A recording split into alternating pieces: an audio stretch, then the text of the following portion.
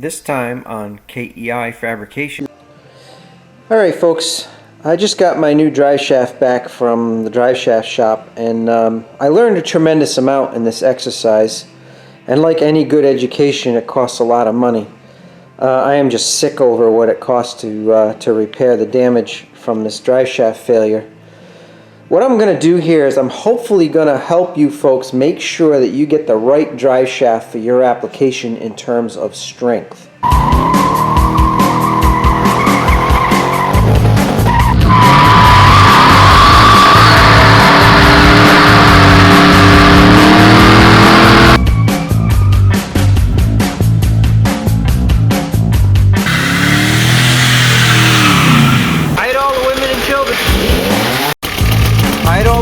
Children. Hide all the women and children. All the grinding's done. Time to clean the garage.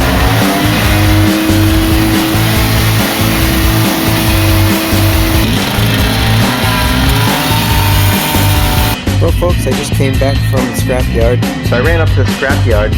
Well, we're up here at the junkyard. Well, we're back in the junkyard.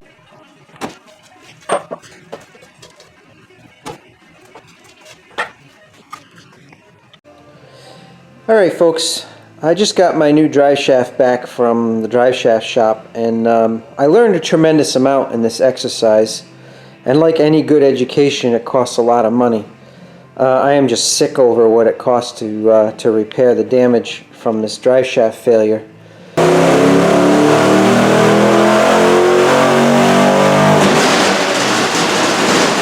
What I'm going to do here is I'm hopefully going to help you folks make sure that you get the right drive shaft for your application in terms of strength.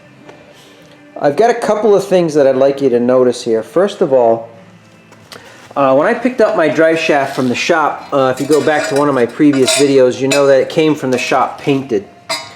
And I'm going to tell you why you should probably ask your drive shaft manufacturer not to paint it for you if you're not going with somebody that specifies some of the following things.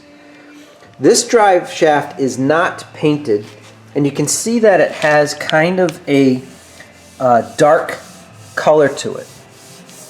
And I'm going to compare that to where the paint is missing off of this. It's kind of a shiny steel. The difference between the material that this drive shaft was made out of is its regular hot rolled electric welded tubing, and you can see the weld seam really visibly here. There's a little bit of a glare here, so I'm going to try to help that. So this is the weld seam, and we'll look at the weld seam on the inside in just a minute. This tubing here that has this darker color to it is called DOM, or drawn over mandrel. It starts out with regular electric welded tubing that is thicker than the specification they are trying to achieve, and they draw it through a die. And when they draw it through a die, it actually creates a little bit of heat, so it leaves the material slightly darker. You might think that, well, adding heat is going to create a problem, or maybe add some stress or something like that. Well, they also anneal this tubing after it's drawn through the mandrel, so it's stress relieved. So hot rolled electric welded has all of the manufacturing stresses still in it. The high heat affected zone for the weld is still a different metal characteristic than the rest of the tubing because of the welding process. The drawn over mandrel tubing, let's back up just a moment. If you look at the electric weld specs, it has a very electric welded tubing specifications. It has a very slight variation in what the acceptable thickness would be. This is an 065 wall tube. The acceptable variation of this might be from 58 thousandths all the way up to 70 thousandths. So you get a varying thickness through it, and you have no idea, you don't know if it's thin, too thin in many spots. It's a chance you take with hot rolled electric welded. The drawn over mandrel process starts with a thicker wall tubing than necessary, And when it goes through the die, it comes out at the exact specifications, maybe plus and minus 1 or 2 thousandths, than the desired thickness. In the process, it straightens it, and then it goes through another process to stress relieve it. It is probably 30% more, you can look this up online, 30% stronger as a result of the DOM process than regular electric welded tubing. This is the drive shaft that I was hoping to have the first time I had this done. I did indicate to the supplier of the drive shaft that this one was going to be something that I was going to put slicks on, and my estimated horsepower is going to be 450. He said, yeah, it'll handle that no problem. Well, the bottom line is it would handle just torque. Matter of fact, it's rated for probably close to 3,000 foot-pounds of torque just in torsion only. That's trying to twist the tube. There's another characteristic that you need to be aware of for drive shafts, and we're going to cover that in detail in another part of this video. This portion of the video, what I'm trying to encourage you to do is make sure you specify, or the drive shaft shop that you're ordering a drive shaft from is specifying drawn over mandrel tubing. Okay? You can see that the drive shaft that I have now is much larger in diameter. This is a 3.5 inch tube versus a 3 inch, and there's a reason why that's beneficial, and I'll cover that again in another part of the video, totally related to choosing the proper material and size for your drive shaft. Electric welded tubing. You can see the weld seam on this tube. Hopefully I can get enough of a camera angle here and look down inside, that the actual electric weld, I'm not having good luck, there it is there. The electric weld, you can hear my finger being drawn across it, is untreated. It's as the tubing is rolled and welded, it leaves that raised portion for the back side of the weld. The top side of the weld, as I showed you before for electric weld, is actually pretty smooth, and I believe there's a wheel on the outside as the tubing is rolled and fed through the welder, so that weld actually comes out pretty flat. But on the inside you have that raised portion, and that is a stress concentration, and that is also an indication that you have nothing more than hot rolled electric welded tubing, not DOM. So what I'm going to do now is I'm going to show you how to identify just a length of tubing that is electric welded or DOM. The first characteristic is this really, really noticeable weld seam on electric welded tubing. On DOM tubing, it may be actually very difficult to identify the weld, and as a matter of fact, there's a little bit of a glare going on here. The weld seam on this tube is right here. I don't know if you can see that. That's the weld seam. You can see that it is different than the electric welded, and you can't even really tell the characteristics of the weld. It's just barely noticeable. So that's an indication that your hot rolled electric welded tubing has been run through another process to smooth out that weld. So when you purchase tubing for your race car, you have several choices. One of them is hot rolled electric welded, and NHRA and NASCAR both say it should be a specific thickness. NHRA hot rolled electric welded is to be a minimum of 134 thousandths thick wall. That would be the measurement of the wall. This is 095 wall tubing. So first thing is it's going to be shiny like this. The second thing is you're going to be able to really identify that weld without a problem. This is hot rolled electric welded, and on the inside you're going to see that ridge on the weld sticking up. It's probably sticking up about 30 thousandths. Alright, so that's electric welded tubing. Now the reason why NHRA says you have to use, or even SCCA have to use 134 wall thickness to start, is because when you bend it, the inside of the bend shrinks a little, but the outside of the bend stretches. So you could be down to under the 120 thousandths wall minimum for a mild steel cage in your car, just because the material is stretching and thinning out on the outside of the bends. This is an example of electric welded tubing. I've tried to indicate where the weld is between those two Sharpie marker lines. So again, this is DOM. When you run it through that process, it really shapes that weld, and it actually is kind of neutralizing the heat affected zone. I don't know if you can see it in the process. And on the inside, it's extremely difficult to see. I'm trying to get the right angle here to see the weld on the inside because it's been passed through a die. So there's the weld on the inside of DOM between those two Sharpie markers. You can see that there's no leftover ridge from the weld. So that is no longer a stress concentration or a stress riser because of that raised weld that's left over from the electric welding process. And if you measured the thickness of this tube because it was run through a die, it is going to be near exact dimensionally from one end all the way to the other end of the tube. If it's in 21, 22, anywhere from 20 to 24 foot lengths depending on the diameter.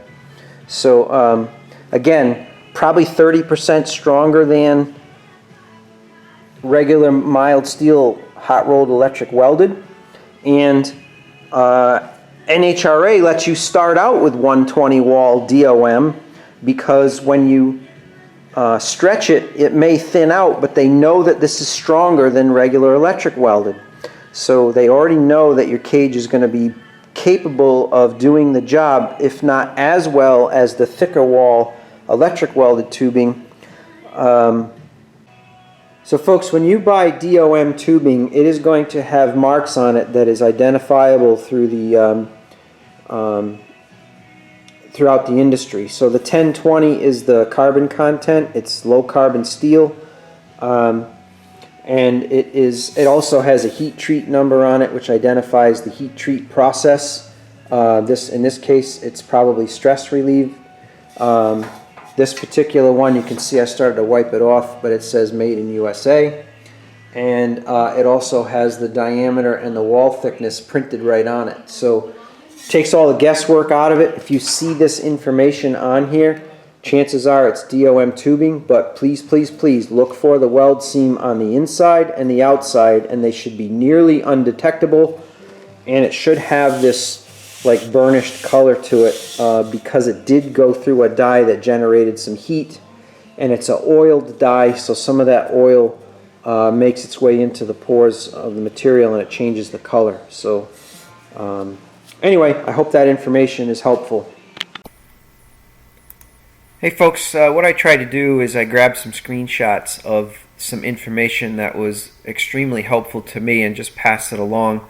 The Mark Williams website has some very, very good information on critical speed and talks about length and diameter and RPM. And also Precision Shaft Technologies has a great chart that's available to see if you're in the safe zone. So that should help you determine the drive shaft that you currently have, or if you're going to order one, should give you some information to talk intelligently to the folks that might be making it for you. And then Driveline Northwest has some great information and an actual diagram that shows you the bending of the drive shaft that happens as a result of critical speed, and the whip gives a great explanation. I'll put the links to the description down below, and hopefully this will help educate you folks and make sure that the drive shaft that you have will do its job and prevent any catastrophic failures that are just going to set you back. So some of the upgrades I did on my drive shaft was I went with a chrome moly front input shaft. Even though my original one from the Silverado was plenty strong enough and it was not the mode of failure, I was really afraid that when I did fail it, it might have done some damage. I also went with a larger diameter tube, but I was not about to reuse this welded in portion of the drive shaft. I don't know if you can see it, but there's a gap between the dust seal here, which leads me to believe that the ears on this spread. So I was afraid that the same thing might have happened with my original yoke. So I was afraid to reuse this. So I stepped up and I bought this high performance version. It's rated for way more horsepower than I'll make. But I think you can understand I'm pretty gun shy now. So the same thing is true on the back here. There's a couple of different flanges that you can get with your Ford 8.8. You can see the thickness difference between the one that came off the truck and the one that I am replacing it with. It has a thicker bolt flange. And these webs that the universal joint passes through is also good. I was afraid to reuse this because I knew the drive shaft flailed around. You can see the paint missing out of here, and it even peened over the flange here a little bit. So again, I'm paranoid here, and for good reason, because it was a pretty violent failure. You can see the ears on this as it was flying around got pounded, and there's just no saving that. It's already been yielded, and it's probably cracked internally, and there's no way that's going to come out when you press it out without breaking the flange. So I had no choice to buy a new one. So when I did, I bought the thicker one. So again, I really thought the drive shaft that I needed was the one that I got, and I'm finding that there was some issues with the material and the diameter, and we'll get into the diameter aspect of it again when I can show you the information on the computer. So I'm going to go ahead and wipe this down with some brake parts cleaner, and I'm going to give it a nice paint job, and I'm going to treat it like the money I paid for it. So I want to make sure that it looks good under the truck, and I protect it from getting any imperfections on it. So alright, that's it for that mess. Hopefully we're beyond it and taking care of some of the progressive damage that happened as a result, like the drive shaft hoop I showed you earlier and the transmission tail housing. This failure I am into for over 500 now, so I'm sick over it. But it's racing, it's a performance vehicle, these kind of things are going to happen. What's really got me upset is I thought I paid all the money for a new component here that I would not have a problem with, and as it turned out, probably of my own doing, I did not specify enough of the criteria to the drive shaft shop that built the first shaft. So my recommendation is definitely go to a performance-oriented drive shaft company, and most likely they don't even stock these inferior materials that would cause this issue. So one of the reasons why I have this drive shaft sitting here is I chopped the ends off of the drive shaft that failed, and I found a tube sitting outside my buddy's shop that slipped inside of the tube that my drive shaft was made out of, and we welded it together, and I made it home 75 miles without an issue. A little bit of vibration because we didn't do anything to rebalance it, and I was kind of in a hurry just to get home, and I didn't really care how far out it was as long as I could do a reasonable speed on the highway. So anyway, sometimes you got to do what you have to do to get home, and we did that. Next time on KEI Fabrication. Alright folks, since how it's a miserable rainy day out and I'm going as far as I can on the Mazda, I'm going to, you can see I've got issues with my 8-foot fluorescent lights. You saw that I purchased 10 4-foot LED lights, so I'm going to start hanging those lights